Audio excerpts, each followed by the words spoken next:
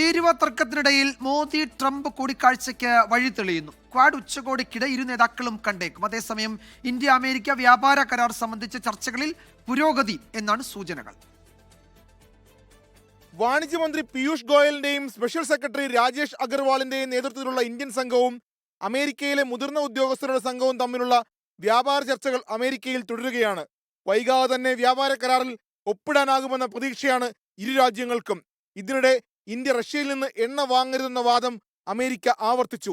Russian എണ്ണ വാങ്ങുന്നത് വഴി ആയിരക്കണക്കിന് ആളുകളെ കൊല്ലുന്നവർക്ക് ഇന്ത്യ പണം നൽകുകയാണെന്ന് അമേരിക്കൻ ഊർജ്ജ സെക്രട്ടറി ക്രിസ് റൈറ്റ് പറഞ്ഞു. അമേരിക്കയടക്കമുള്ള രാജ്യങ്ങൾ എണ്ണ വിൽക്കുന്നുണ്ടെന്നും റഷ്യ ഒഴികെ മറ്റേത് രാജ്യത്തിൽ നിന്നും ഇന്ത്യ എണ്ണ വാങ്ങുന്നതിനോട് അമേരിക്കയ്ക്ക് എതിർപ്പില്ലെന്നും ക്രിസ് റൈറ്റ്. ഇന്ത്യയെ ശിക്ഷിക്കാനല്ല, മറിച്ച് ഇന്ത്യയുമായി ബന്ധം വളർത്താനാണ് ആഗ്രഹിക്കുന്നതെന്നും ക്രിസ് പറഞ്ഞു.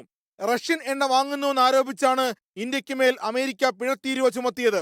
വ്യാപാര ചർച്ചകൾ പൂർത്തിയാക്കി ഈ ആഴ്ച അവസാനം പീയൂഷ് ഗോയലും സംഘവും ഇന്ത്യയിൽ മടങ്ങിയെത്തും. പ്രധാനമന്ത്രി നരേന്ദ്രമോദിയും ഡൊണാൾഡ് ട്രംപും ക്വാഡ് ഉച്ചകോടിക്കിടെ കൂടിക്കാഴ്ച നടത്തുമെന്ന് അമേരിക്കൻ ഉദ്യോഗസ്ഥൻ വാർത്താ ഏജൻസിയോട് വ്യക്തമാക്കി. International desk 24. ലോകത്തെവിടെയായാലും ഏത് സമയത്തും 24 വാർത്തകളും ഓഗ്മെന്റഡ് റിയാലിറ്റി പാക്കേജുകളും എക്സ്പ്ലെയിനറുകളും വിശദമായി കാണാൻ ഞങ്ങളുടെ യൂട്യൂബ് ചാനൽ നിങ്ങൾക്ക് സബ്സ്ക്രൈബ് ചെയ്യാം.